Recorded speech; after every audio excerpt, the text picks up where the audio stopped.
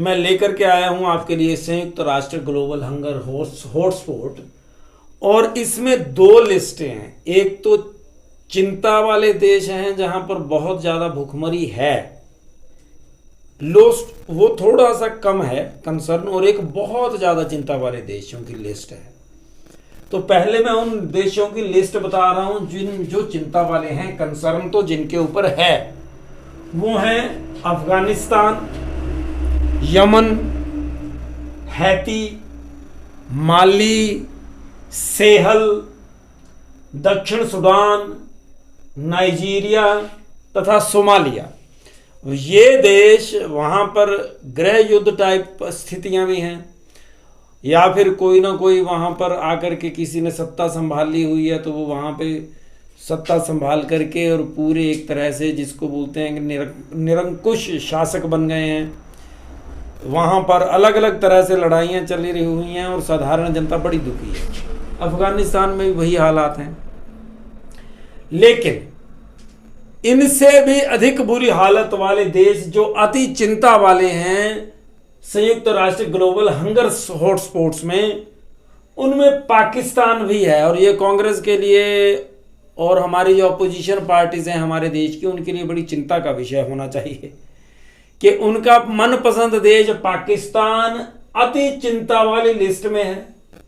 फिर Syria, Kenya, Congo, Ethiopia और हमारा पड़ोसी म्यांमार भी इस लिस्ट में शामिल है। और ये अधिकतर देश वो हैं जहां पर चाइना ने फन फैलाया हुआ है, किसी न किसी तरीके से चाइना की इंटरफेरेंस है।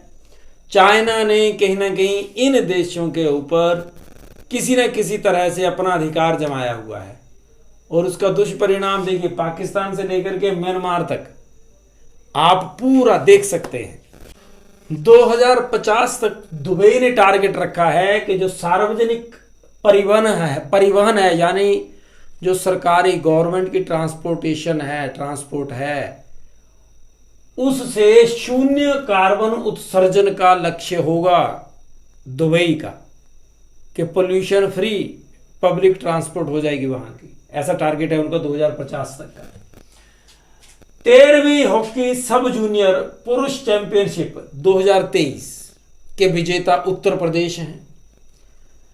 NSC CAVA महिला वॉलीबॉल चैलेंज कप 2023 का विजेता भारत है। भारत ने कजाकिस्तान को हराया और यह खिताब अपने नाम किया।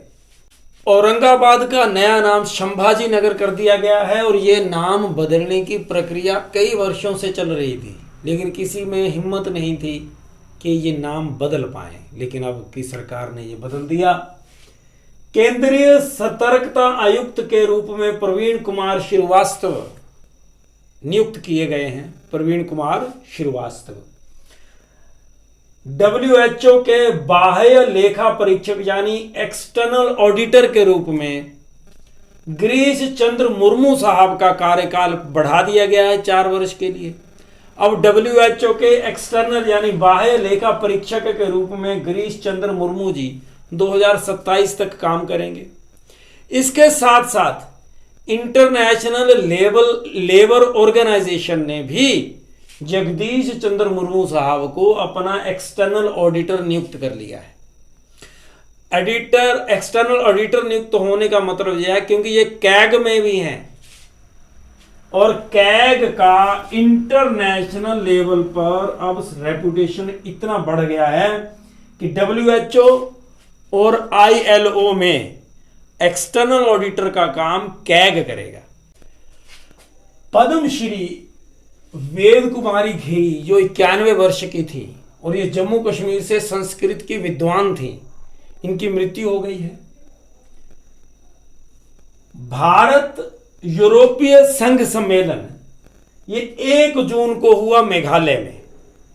भारत यूरोपीय संघ सम्मेलन 1 जून को मेघालय में, और जो हमारे देश में जो केंद्र सरकार कह रही है कि भारत को किसी तरह से भी कोशिश करनी है कि हम लोग पर्यटन के मामले में दुनिया में सबसे आगे आए।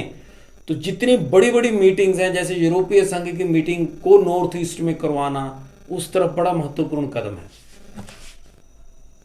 अग्नि-1 मिसाइल का सफल प्रशिक्षण प्रक्षेपण किया गया अब्दुल कलाम द्वीप उड़ीसा से, और यह भी 1 जून को ही किया गया है। 1 जून को एक तो मीटिंग हुई भारत यूरोपीय संघ की, और दूसरी तरफ भारत ने अग्नि-1 मिसाइल का सफल प्रक्षेपण कर दिया अब्दुल कलाम द्वीप